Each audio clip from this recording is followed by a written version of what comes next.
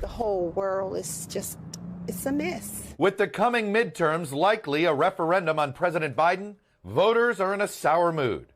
This week I traveled to Georgia, the state that clinched control of the Senate for Democrats. I think there's still a lot of separation, a lot of divide. We're kind of on a tipping point of polarization. I wish we could just shut up and agree and listen to each other. Asked to describe America in their own words in our NBC News poll, voters used the words divided, negative, lost, bad, and downhill.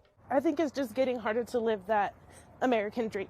For all this progress, I know there's a lot of frustration and fatigue in this country. And we know why. COVID-19. At a news conference on Wednesday, President Biden promised a reset, saying he would engage more directly with Americans, but he was also defensive. I don't believe the polls. Though the two parties are deadlocked on the question of who should control Congress, Republicans now have a double-digit advantage on interest in the election itself. Disparities like that led to big one-party waves in 2006, 2010, 2014, and 2018. There has been a significant drop in interest among the Democrats' core voting groups since October. Urban voters down 16 points, young voters down 17, and African Americans down 21 points. You seem to be a little bit disappointed. I am. The majority of his voting bloc, I feel that he's ignored us. Do you think that President Biden has fought hard enough for the priorities of black voters? I do not. President Biden is walking a tightrope. In addition to flagging enthusiasm in the base, he faces eroding support among independents.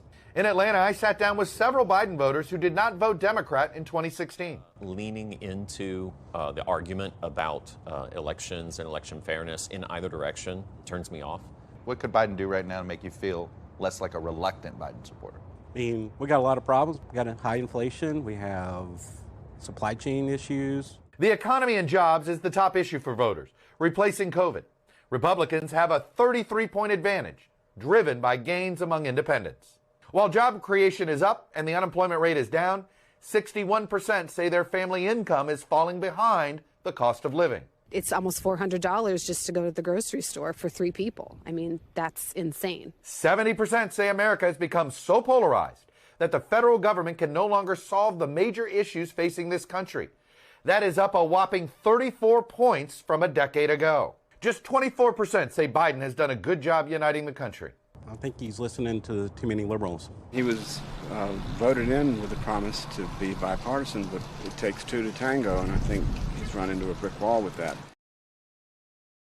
Thanks for watching our YouTube channel. Follow today's top stories and breaking news by downloading the NBC News app.